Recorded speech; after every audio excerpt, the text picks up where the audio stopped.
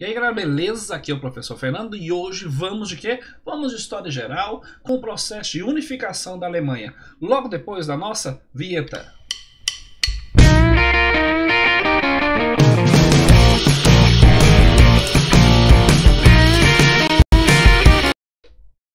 Bem galerinha, antes de começar esse vídeo, gostaria que você se inscrevesse no canal, compartilhasse esse vídeo, ative o sininho de notificação e segue a gente lá no Instagram. Beleza? Então vamos lá. Quando falamos de unificação alemã, temos que lembrar que está dentro do rol das revoluções do século XIX. Podemos falar também que várias influências logo depois da era napoleônica e do chamado influência assim, das ideias libertárias, influência da ideia do liberalismo, das ideologias vinculadas ao nacionalismo. Contudo, podemos lembrar também que as revoluções, também chamadas revoluções das primaveras dos povos, ou primavera dos povos, vai influenciar de certa maneira sim com esse processo revolucionário, com esse processo de unificação da Alemanha. Outra ideologia de extrema importância nesse processo é o sentimento nacionalista dos povos alemães. Então podemos começar falando que a unificação alemã aconteceu na segunda metade do século XIX e foi responsável por agrupar o território que corresponde atualmente ao Estado-nação, conhecido como Alemanha.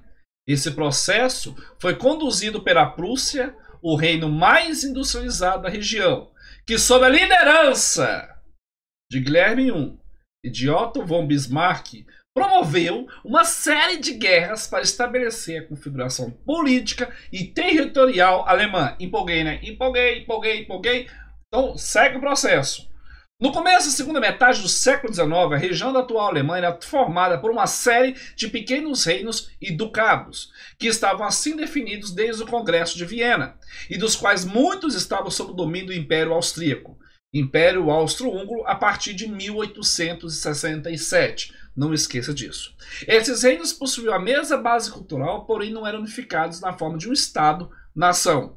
Essa região possuía duas forças hegemônicas. O reino da Prússia, liderada pela dinastia da casa dos Hohenzollern, e que era o reino mais desenvolvido economicamente da região. E o Império Austríaco, governado pela dinastia de Habsburgo, e uma força claramente decadente a partir da metade do século XIX. Não podemos esquecer também que esse processo, dentro dessas casas, existe um ideal libertário, uma ideia liberal. Se existe uma ideia liberal, temos que lembrar que o reino da Prússia vai ser o reino mais forte economicamente. Beleza? Desde o começo do século XIX, houve fortalecimento das ideias nacionalistas na região que defendiam a unificação do povo de origem germânica.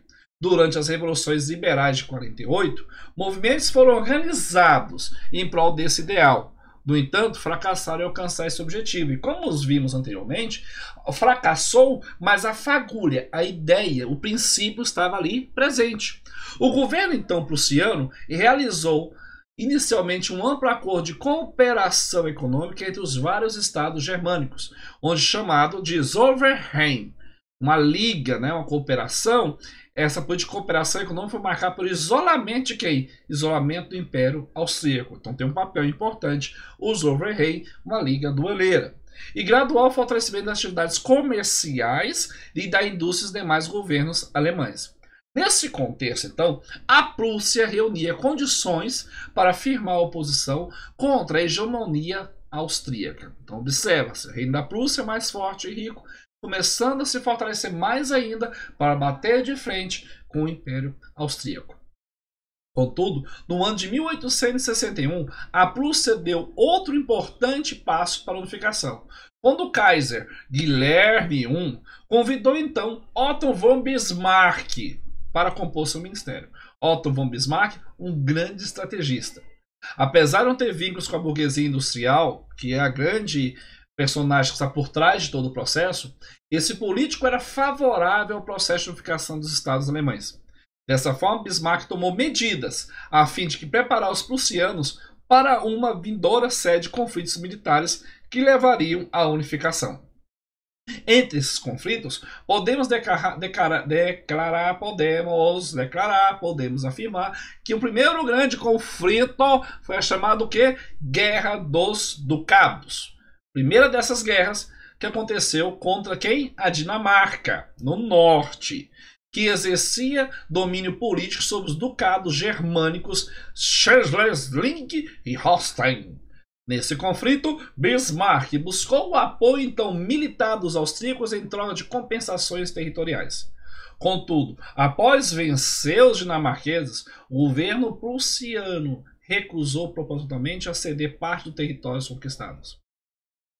Isso, o que acontece? Não quis devolver territórios para a Áustria.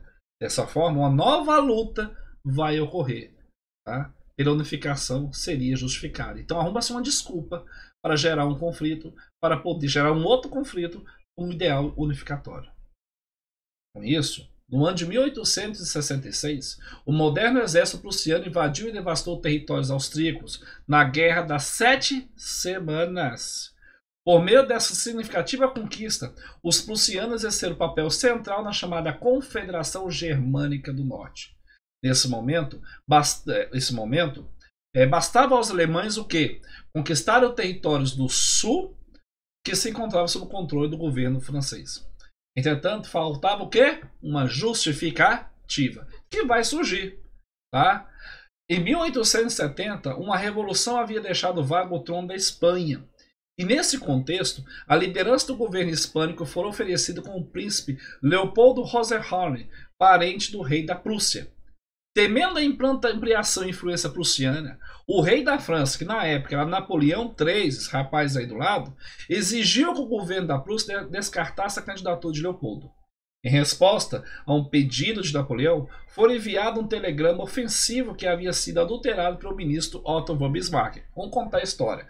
Otto von Bismarck pega um telegrama, muda as palavras que estavam lá de maneira ofensiva, fazendo com que a França, como se a França estivesse ofendendo o povo germânico, gerando então uma desculpa para começar a ocorrer o quê? Um conflito. O estratagema do ministro foi suficiente para que as populações alemãs e francesas exigissem uma resposta militar ao episódio, que ficou conhecido como despacho. Com o conflito aberto, a Prússia pôde colocar em ação toda a sua máquina militar. O forte desenvolvimento industrial que tivera e a obrigatoriedade do serviço militar nesse reino germânico criaram as condições para a superioridade sobre quem? Sobre os franceses. O armamento e táticas utilizadas, então, bem como o estímulo ao sentimento nacionalista germânico, foram as características que levaram inúmeros historiadores a afirmarem que a Guerra Franco-Prussiana, a Guerra da Prússia contra a França, foi a primeira guerra moderna, tá? Nesse período, tá? No final do século XIX. Sob o comando do general Helmut von Moltke, os prussianos então infligiram sérias derrotas aos franceses, sendo mais notórias as batalhas de Gravelotte e Sedan. Nessa última, em setembro de 1870, Napoleão III, que foi liderar a batalha, acabou sendo preso e se rendeu, foi capturado então pelos prussianos e foi preso. Com a vitória, tivemos algumas consequências. Entre elas, podemos falar que o Império Alemão, o país mais poderoso continental. A paz foi assinada em 10 de maio de 1871, através do Tratado de Frankfurt. Pagamento de indenização de 500 milhões de francos aos prussianos. A França tinha que pagar. Cessão ao Império Alemão territórios da Alsácia, norte da Lorena, que nós chamamos de Alsácia-Lorena, que passa sob o controle e domínio alemão.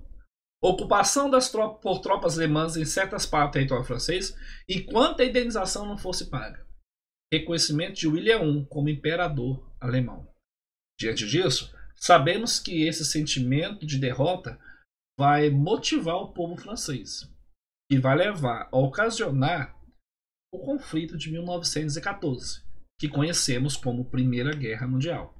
Observando o mapa, essa região, Alsácia-Lorena, sem contar outros acordos, foram assinados aonde? Dentro do Palácio de Versalhes, em território francês, para demonstrar uma certa superioridade do povo alemão sobre os franceses, gerando ainda mais um sentimento de ódio e de revanche. Beleza?